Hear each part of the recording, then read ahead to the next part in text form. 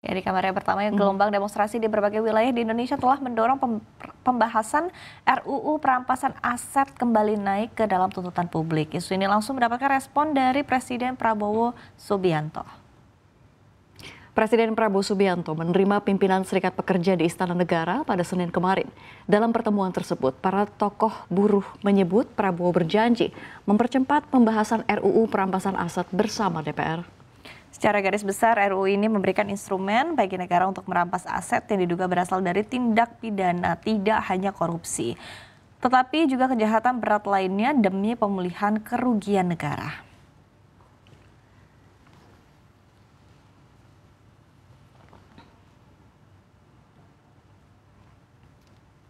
Ya, Syarifah, memang ini sudah seharusnya ya pemerintah merespons aspirasi rakyat. Semoga memang respon cepat dari Presiden Prabowo ini bukan karena kericuhan ya. Semoga memang ini murni kepedulian Presiden kepada aspirasi masyarakat, terutama kalau kita lihat soal perampasan aset itu sendiri. Iya, Safira, jadi RUU perampasan aset ini sebetulnya sudah lama ya mangkrak di parlemen. Di masa pemerintahan Presiden Jokowi ini sempat hangat diangkat, namun setelah fokus pemerintah berpindah ke program strategis lainnya, RUU ini jadi seolah terbengkalai, Safira. Betul, jadi waktu ramai demo kemarin, ini kan viral juga sebenarnya demo tahun 2023 yang kamu katakan tadi, Syarifah. Dan memang pernyataan, kalau kita ingat ke belakang begitu ya, pernyataan dari Bambang Pacul yang waktu itu Komisi 3 memang sempat mengatakan memang jika RUU perampasan aset ini harus menunggu seluruh ketua umum partai politik di Indonesia. Iya, gitu. jadi kalau kita ingat itu rapat dengan Menko Polhukam era Jokowi ya, Pak Mahfud MD.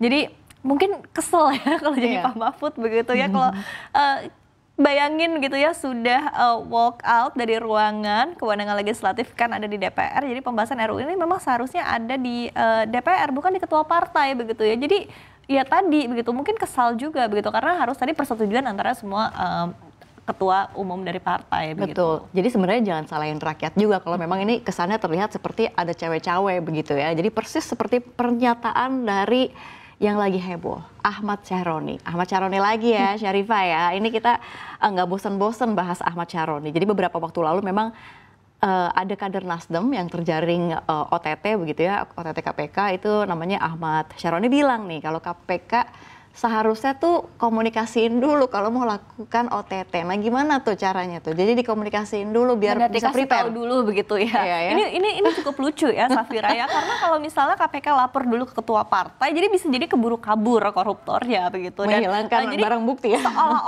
Seolah-olah tuh ada kesan seperti partai ini tuh melindungi koruptor begitu. Itu termasuk dia. tadi dengan si RUU dari perampasan aset ini sendiri yang tadi harus melalui persetujuan dulu. Begitu. Iya, tapi sebenarnya mungkin Ahmad Syaroni bilang sebenarnya dia nggak ngerti begitu ya konteksnya ya. Jadi tapi tentu kita harapkan ya semoga ini DPR melek nih dengan adanya unjuk rasa yang terjadi di berbagai daerah, serentak menyuarakan aspirasi hingga terjadi insiden penjarahan rumah anggota-anggota DPR juga.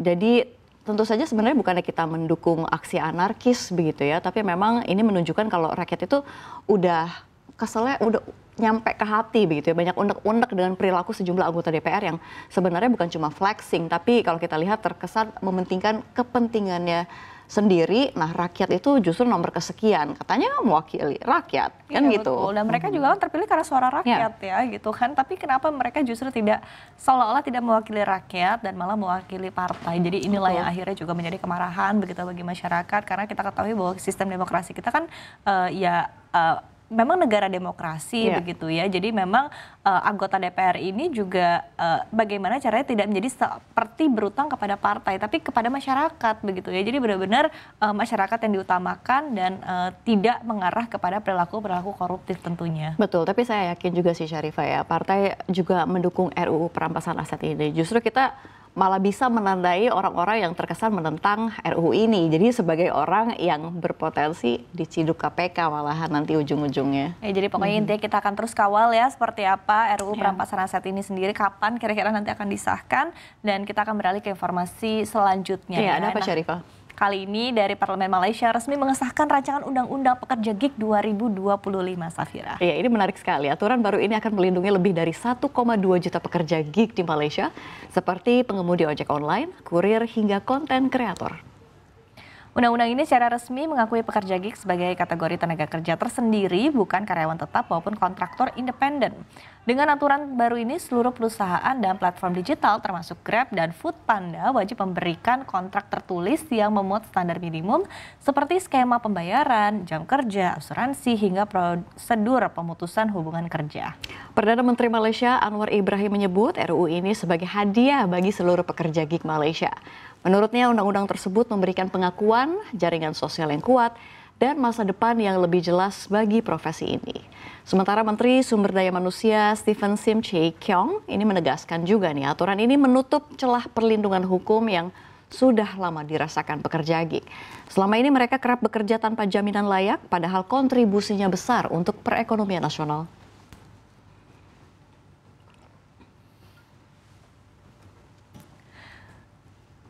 Wah, ini cukup berkebalikan ya. Kita lagi sibuk aksi demo agar pemerintah dan DPR bisa lebih baik lagi. Tadi termasuk adalah RUU perampasan aset begitu yang juga menjadi poin utama ya dari aksi demonstrasi. Di Malaysia malah justru ada gebrakan baru yang amat sangat positif begitu dari legislatifnya. Betul sekali. Ini kita agak-agak ngiri begitu ya. Tapi sebenarnya kan profesinya juga prosesnya loh, kalau kita lihat kan prosesnya juga cepat banget gitu dari pemerintahan Malaysia kepada rakyatnya, dan inisiatif ini sebenarnya udah digodok dari Maret 2024 saat Kementerian SDM Malaysia ini menerima mandat untuk perlindungan dari pekerja gig itu sendiri. Betul, jadi kementerian ini lantas bekerja sama ya dengan University Malaysia untuk menyusun model kebijakan, kemudian melakukan konsultasi yang melibatkan kementerian di tingkat federal, serta hampir 40 sesi diskusi dengan 4.000 pemangku kepentingan mulai dari pekerja gig, perusahaan platform, hingga serikat buruh, akademisi, dan juga organisasi non-pemerintah. Jadi semuanya dilibatkan. Duh, ini negara kita ini emang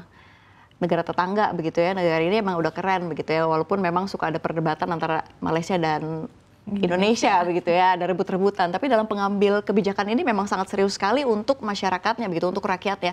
Dan kalau misalnya kita lihat proses komunikasinya, lalu juga konsultasinya juga dilakukan melibatkan seluruh pihak, dan kalau misalkan kita lihat sebenarnya ini kita lihat udah geram banget ya kalau misalkan di rakyat di Indonesia begitu ya. Dan kalau misalkan kita lihat waktu ada teriak-teriak di depan gedung DPR, ternyata sebenarnya masih kurang didengar. Padahal sebenarnya cuman pengen didengarkan aja, pengen didatengin ke jalan. Ini ada apa sih? Ayo diskusi. Tapi keadaannya malah makanya tidak seperti itu ya. Cukup berbeda ya. Tadi benar banget ya Safira sampaikan begitu ya.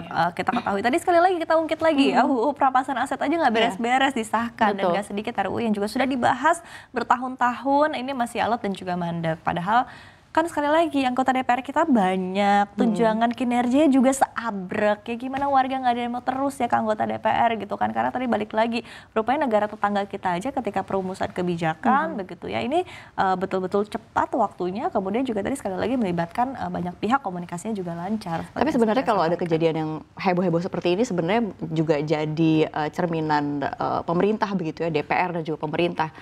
Masa iya harus heboh-heboh dulu, apalagi ada korban jiwa, baru mereka bergerak? Harusnya kan nggak seperti itu juga ya Syarifah. Ini sangat disayangkan sekali. Betul, jadi kita nantikan saja gebrakan dari anggota DPR dan juga pemerintah kita untuk rakyat Indonesia. Dan ngomong-ngomong soal gebrakan, ada gebrakan di informasi berikutnya. Gebrakan apa lagi Syarifah? Nah kali ini dari kita ketahui juga bahwa ini kaitannya ya dengan Presiden Amerika Serikat Donald Trump, di mana Kepala Bank Sentral Eropa Christine Lagarde memperingatkan resiko besar bagi stabilitas global jika Presiden Amerika Serikat Donald Trump betul-betul mengendalikan kebijakan moneter di negeri Paman Sam. Dalam interview bersama Radio Klasik Prancis, Lagarde menegaskan kebijakan bank sentral seharusnya independen dan tidak boleh tunduk pada kepentingan politik.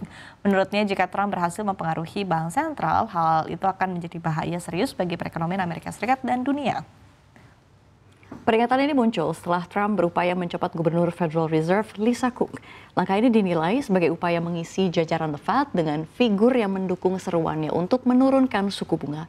Lagarde menilai akan sulit bagi Trump untuk sepenuhnya mempengaruhi mayoritas pembuat kebijakan The Fed. Namun ia tak menampik risiko besar jika hal itu terjadi, dikarenakan kebijakan bank sentral berpengaruh pada stabilitas harga, ketersediaan lapangan kerja, dan keseimbangan ekonomi.